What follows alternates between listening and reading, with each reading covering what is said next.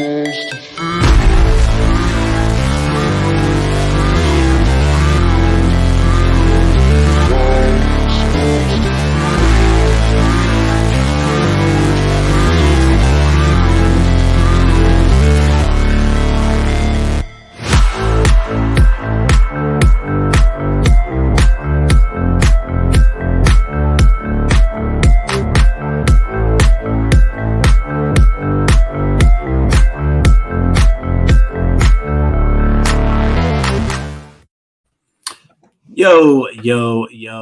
Welcome to the NS9 postgame show. Hodgepodge of nothingness. Brought to you by Pittsburgh Baseball Now. Pirates win a good game, 8-3 against the Reds today. I'm Jim Rosati. With me is Tyler. Tyler, what is going on? Jim, it's hoodie season. It really is. I just noticed we're both wearing hoodies. It's a great time to be alive. So one of my favorite parts of the year is when you can wear a hoodie and then shorts. Like hoodie and short exactly what I'm wearing. It's the perfect combo. Hoodie, shorts, and flip-flops. Like if I got to run out to the gas station real quick, I could throw flip-flops on. Yeah, I could see like that. I just got to run to the store real quick. I got to go to pick up food. I typically don't wear flip-flops, but I'll just throw like my sneakers on, tennis shoes, however you want to call them. Yeah, but then I got to put socks on. It's a whole thing. You don't have to put socks on if you're just running. I only have one pair of sneakers that are like tied up for me to just slide into now because I'm an adult. Yeah. And I mow in those.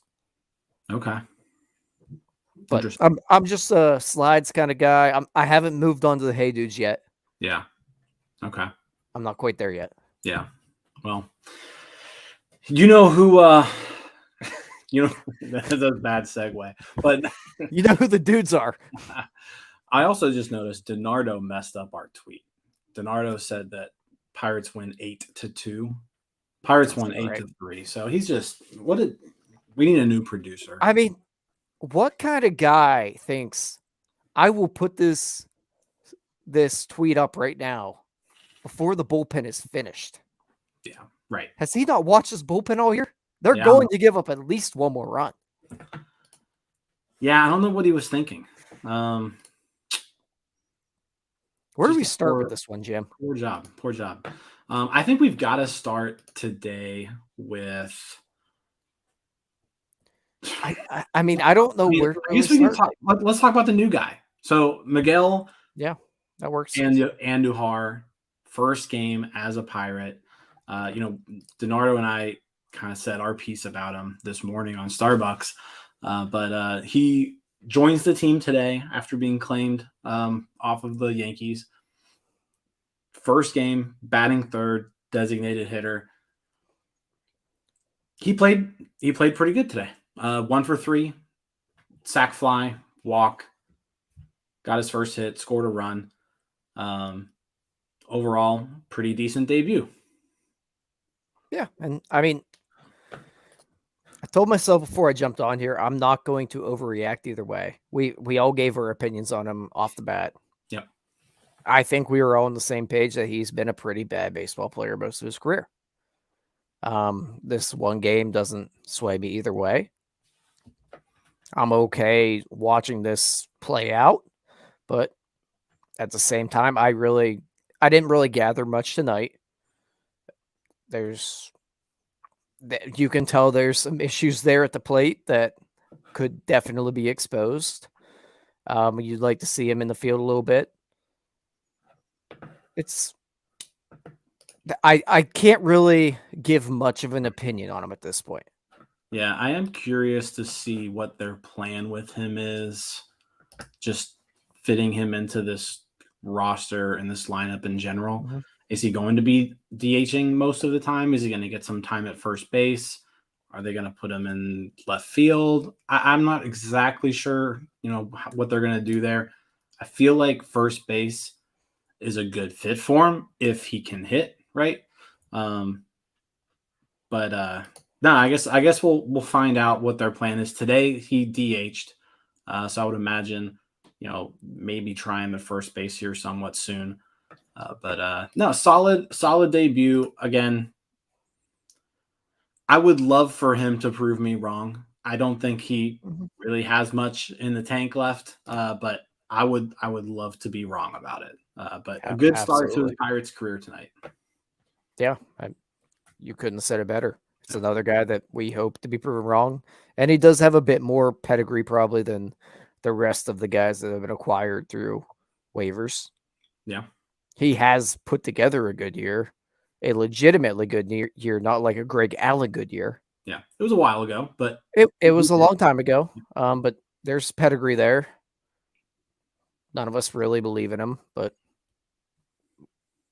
I'm not gonna sit here and trash him after his first game. he did We'll see what happens. did just fine tonight. So good debut, good win. The Pirates actually clinched the season series against the Cincinnati Reds tonight. That was their Man, that was a couple of bad baseball teams, Jim. That was a bad baseball game. Yeah, it was a pretty ugly game. 1, 2, 3 errors, but I feel like there could have been more.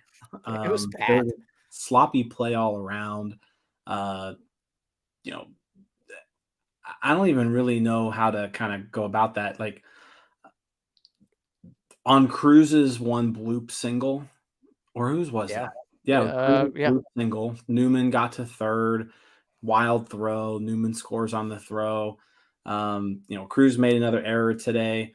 Barrero had an error at shortstop for the Reds too. So just not a very Newman should have been doubled off, but a wild throw from right field.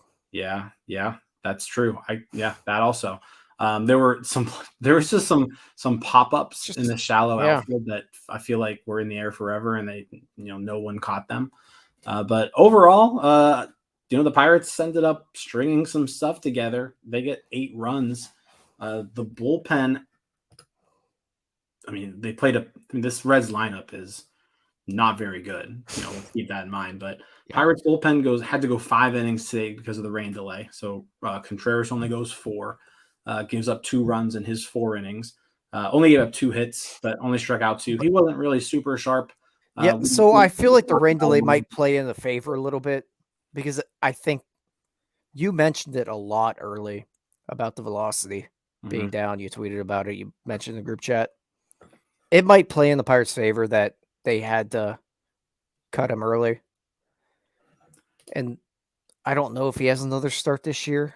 Maybe one. He's scheduled for one more. I might just skip that one, and if I'm the Pirates, and be done with it. Yeah, 54. The velo was it was concerning tonight. It was his second straight day too, where the velocity was down. Second straight game. Yeah. Let me kind of look at it real quick. So his fastball today averaged probably like 92.5. It averages 93.2, which was 2.5 miles per hour less than his season average. Now, one thing to consider here, it's possible it could have just been PNC Park's gun, because you go the other way too, and you look at Chase Anderson. Okay. Chase Anderson's average fastball 1.9 miles per hour less than his average. So, and I mean, Chase Anderson, every pitch was about 2 miles per hour less than his season average. So maybe the gun was just slow tonight. Maybe it was the weather. Maybe I'm not really sure what it was, but it was actually consistent. Both starting pitchers' velocity today. Okay. I didn't realize that it was the other way around as well. Yeah. That's a good point. I did note he probably didn't throw as many fastballs as he normally would. It seemed like he was really heavy off speed tonight. At least the second inning, it took him a while to get to the fastball. Yeah, 16 fastballs out of 54 pitches, so only 30% fastball. He seemed very, very heavy off speed and breaking. Yeah, he threw a lot of curveballs today. That was his curveball was his most used pitch today. I mean, we're at the end of the year. Just stay healthy. Just stay healthy. That's all I really got for him. I agree. So he goes 4 innings, gives up 2 runs on 2 hits. TJ Friedel hit a ball out of the stadium. That was one of the hits. Who the hell is that? Some guy. Batting leadoff. There were a lot of guys that was. Who's that guy? Who's that guy? It was his 8th home run of the season, TJ Friedel. But he's the leadoff hitter for the Reds apparently. But overall, I mean, he got through the 4 innings, kept them in the game.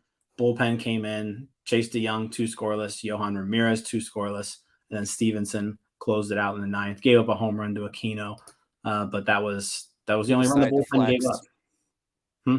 Who decided to flex down 8-2? Yeah. So that was pretty lame. So a decent outing by the bullpen.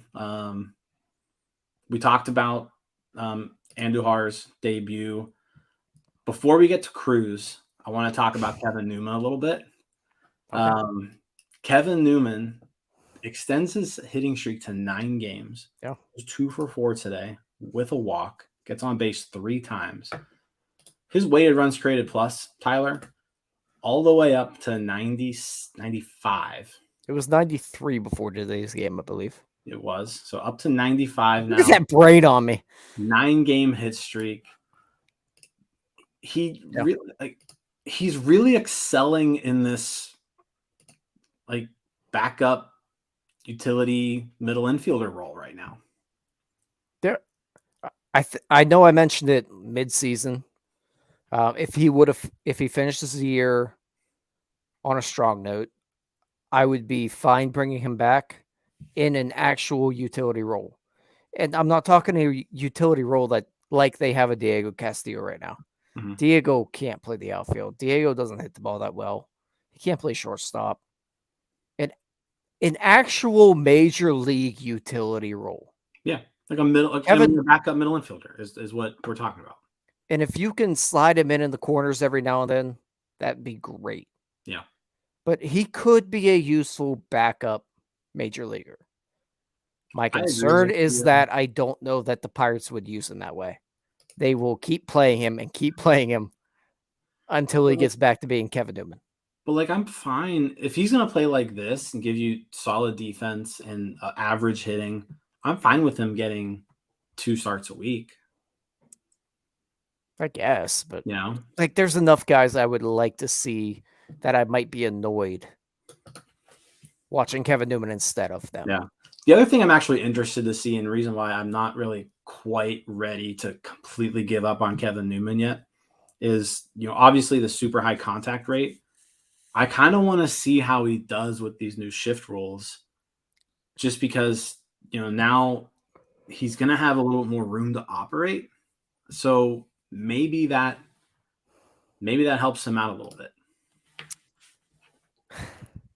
The other part that I don't really want to get too deep into is that we watch so many of these Pirates hitters come up with runners in scoring position or runners in good positions that just don't do a job. They can't handle it. Yeah. Kevin Newman does a job. At least right now he does. Yeah. The last few years he probably didn't.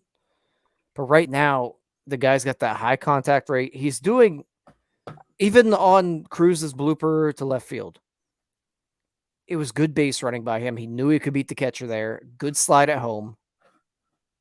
He does little things well at this moment, enough that I don't want to get rid of him yet. I think I'm in the same boat as you. And if you want this team to actually start playing better, you do have to have like Major League Baseball players on your team. And there's some guys you brought him up earlier in the conversation, Diego Castillo. I don't think Diego Castillo is a Major League Baseball player. Yeah, he's got some pop, he's got some power, but you give Diego Castillo 200 plate appearances in the major leagues, and his numbers aren't going to look good. Whereas Newman's kind of had a nice little resurgence this year. He's under team control for 2 more years. Wait, 3, 4, 2 more years. Yeah. So I'm not ready. I'm not quite ready to give up on him yet. I think he can still provide some value. And I know a lot of people have talked about Ben Gamble this year and the major league presence he brings. Ben Gamble kind of stinks. Same with Michael Chavis. They both stink. Kevin Newman, at least premium position. Kevin Newman could add some positional value there. Yeah. Right. No, I think we're in agreement there. He's definitely not somebody I want to see every day, but somebody who I don't mind being on this roster. And like, if you need to give Castro or you need to give Cruz a day off, I feel just fine letting Newman get a start every now and then. On a real team, Kevin Newman is what Josh Van Meter was to this team. Josh Van Meter got a lot of at-bats. Exactly. That's what Kevin Newman should be on a real team. Where he just kind of like, he's floating around a little bit if he's hitting the way he is now. Yeah. I get it. So another good game from Newman. Jack Suwinski, let's talk about him a little bit too. We talked at length about his and over the last couple of days. He just keeps it up. Like, the dude is unstoppable at home. He goes 2 for 4 today with 2 doubles, 2 runs batted in. I don't know if it's just like a, like, do you think it's just like a batter's eye type of situation where, like, he's just really comfortable, like he sees the ball really well at PNC Park and then he doesn't everywhere else? I can't really quite put my finger on it. I mean, whatever it is, the ball looks like a beach ball when he's at PNC Park, and then when he goes anywhere else, he can't touch it. It's quite a weird thing. I've never seen home road splits quite this this diverse. And like away from course, he's like course field numbers. Like he's one of the best hitters in baseball at PNC Park. He might like need to be a platoon player home and away. Which just makes no sense. Like, it doesn't make any sense. But going into today, 956 OPS at home. That's just gonna look better tomorrow with his 2 doubles that he had today. 956 at home, 364 OPS. OPS 364 on the road, which is just completely pathetic. Like, he's gonna have a 600-point difference after tonight. In his home road OPS splits. I don't know what exactly it could be. Maybe Mama Suwinski just flies into town and makes a home cooked meal. I have no idea. Whatever his pregame ritual is, in Pittsburgh, need to figure out a way to replicate that. But like, I don't know, man. Like, you can't even count on it. It's just, and even the strikeout rates a good bit different home and away. Well, I mean, his batting average is like 200 points higher. So, yeah, but I mean, we're not even talking like batted ball luck here. Yeah. It's just, he's a different player. Yeah, I can't quite figure out what's going on there. Home strikeout rate 26.8%, away 37.1. 163 weighted runs created plus at home, 4 weighted runs created plus on the road. So like, he's really miserable. Like, he's basically the worst hitter in baseball on the road. And then when you bring him home, what did I say? 163 weighted runs created plus. Yeah. Do you know that would make him the 4th best hitter in baseball, behind Aaron Judge, Jordan Alvarez, and Paul Goldschmidt? And then it's home Jack Suwinski. 4th best hitter in baseball. And I don't, like, you can't even point to a stretch in this year where he was on the road, because even recently he sucked. And then they just came home and he just started raking baseballs again. That's all it is. He came back up. He sucked. They come home. He rakes. They leave. He sucks. They come home. He rakes. Yeah. It's the weirdest thing I've ever seen. I don't get it. EV master, Trout at home, pitcher on the road. I mean, that's basically it. Like, to give you just, I mean, Mike Trout doesn't qualify. So let me just update this real quick. 400 plate appearances. Mike Trout, 170. Yeah, he's Mike Trout at home. That's a great way of putting it. Like, he's a left-handed Mike Trout at home. On the road, he's a pitcher. Yeah. Like, it's just nuts.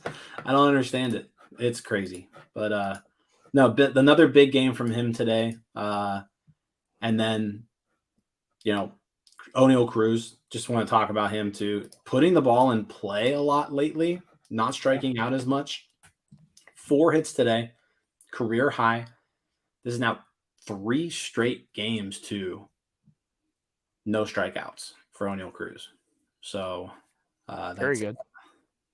That's I feel like tonight was I don't want to say tonight was like a regression to the mean, because if you look at his numbers, he's still probably performing a little better than he's really hit the ball because of the strikeout rate. Mm-hmm. But it was more of like a ball don't lie. Yeah, that's exactly what it was. Yeah. He's just hit the ball so hard every time he puts the ball in play that eventually some of these are going to pan out for him. And they did. So you bring that up. The expected batting average of Cruz's 4 hits today, 190, 190, 150, and 240. So didn't have an expected batting average on any of his hits over 240. Somehow, though, goes 4 for 5. So, yeah, I think it's just one of those things where, he was just kind of due for a game like this where he was going to get real lucky on some batted balls, and he did. But I think it also goes to show that, like, he's so fast that cutting down that strikeout rate really makes a difference in just his overall outlook, right? I mean, just the fact that he was able to put the ball in play 5 times, didn't hit the ball hard any of those 5 times, but he got 4 hits, 2 of those because he's fast. Yeah, and I think we saw a little bit of a bit of an energy from Cruz tonight. Mm-hmm.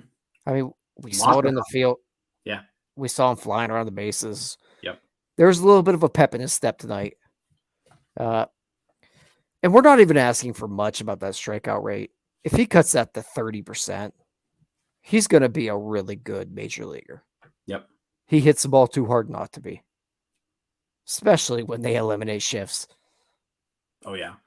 Because all those ground balls that he pulls that are 110 miles an hour, like, those are all going to be hits next year. Yeah. Yeah. He's going to be fine as long as that strikeout rate's more towards 30. Because, hell, even those ground balls, a lot of those will turn into doubles. Potentially. Yeah, that's true. That's a good point. But no, his on-base percentage now up to 281. It was 273 going to today's game, slugging up to 454. So he's bringing up his numbers, a little bit as we go here. Batting average up to 225 now. I think you hit the nail on the head there. If the strikeout rate can get to 30, which is, I think, an ideal situation here, then you're talking about, just by putting more balls in play, that batting average is going to go up. On-base percentage goes up. Slugging goes up. And then you're talking about a really, really dangerous hitter. And he already is right now. He's a very dangerous hitter right now. But, you put the ball in play 7% more than he is now, he becomes a lot more dangerous. And I really think when you go with that, when you look into the future and talk about eliminating the shifts, he's going to get pitched a lot differently. Guys aren't going to really come in as much as they do, because if they miss middle, it's going into the river. Yeah, but at the same time, like, you have to go in on him because his plate coverage, some of the best plate coverage I've ever seen. Like, balls that are 2 inches off the plate, he's reaching with, like, he's barreling them up, right? And he's driving them to center field. He's driving them to left center. So I think you have, like, if I'm an opposing team, like, the play is you've got to pound him inside. You've got to try to jam him. You can't let him extend on you. But like you said, when you pitch inside, better hit your spot. And I do think some teams are going to be a bit more careful about that. Mm-hmm. Just because they're not going to have 18 fielders over there. Yep. In case he rolls over. So I don't think it's the eliminating shift's a bad thing for Oneil Cruz on any planet.